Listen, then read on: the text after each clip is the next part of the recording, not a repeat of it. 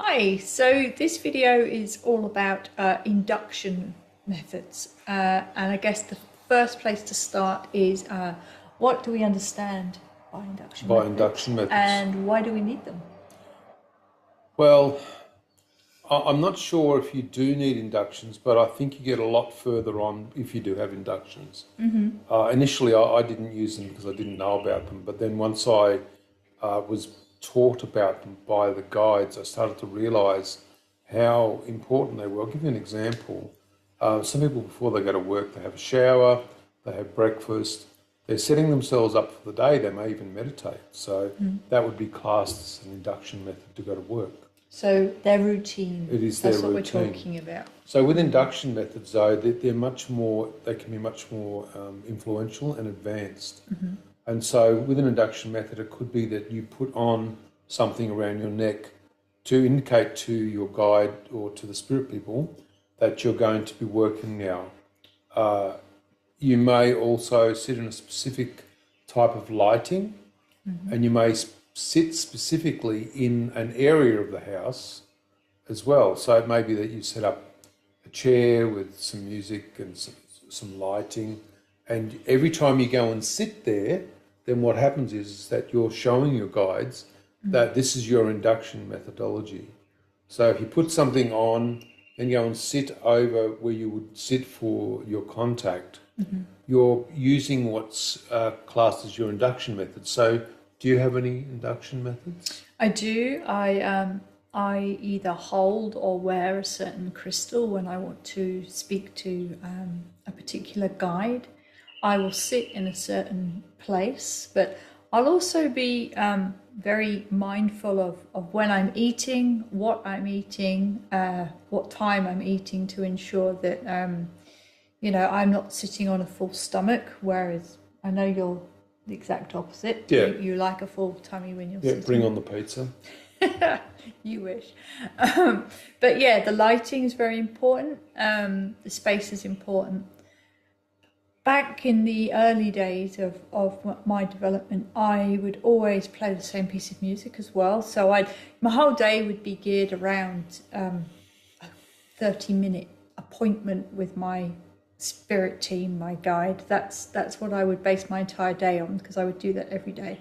And so right from the second I got up in the morning, I'd be thinking about that special 30 minutes in the evening.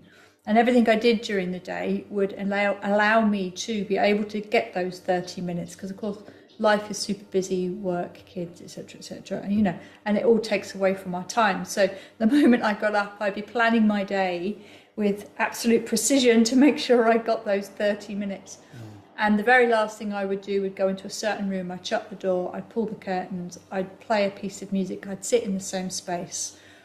I didn't have an object, a crystal or anything at that point, but because I did the same thing every day, I think it would have been fairly obvious to my guide, and I know it was, that that's what I was doing. That was my intention. Of course, to have your intention there to do that is part of an induction process as well. But it was very deliberate. Yeah. Everything I did was very, very deliberate. Well, inductions are also safe as well. They're things that you set up for yourself. Some people, like if they do Reiki, might create an intention grid. I mean, you could also write sentences. You could say, my intention is that I will be contacting spirits and guides today as well. So, but the thing is, the question is, are these inductions, dependent on a guide? Not necessarily.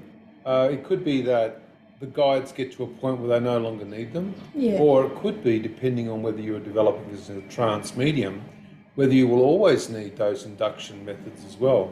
The thing is with induction methods, because they create structure around your contact, around your relationship, what it does is it gives you some guarantee in some respects that the things that you're doing, the guides are acknowledging them, they're watching what you're doing. And so they're also able to build in time to know when you're going to try to contact them as well. So from my perspective, inductions work quite well. And the last thing I wanted to talk about with inductions was subconscious induction methods. And it could be that you're in a really good deep meditation and you think to yourself, I really want to get a shortcut to get back here so I don't have to go for another, 20 minutes to get back. You could name that induction method or that meditative state. You could say, this is my deep river state. And you say to your subconscious mind, this is my deep river state. And what I'll be doing is when I'm meditating, if I say the words deep river, then what I'll do is drop back into that state quite quickly rather than having to spend the 20 minutes to get back there. That helps your guides bypass a lot of the normal mind chatter that your mind has, especially if you use those induction methods. So I'd suggest that you have a go at using a few different induction methods, work out what suits you and what you want to do, and then see how you go with it.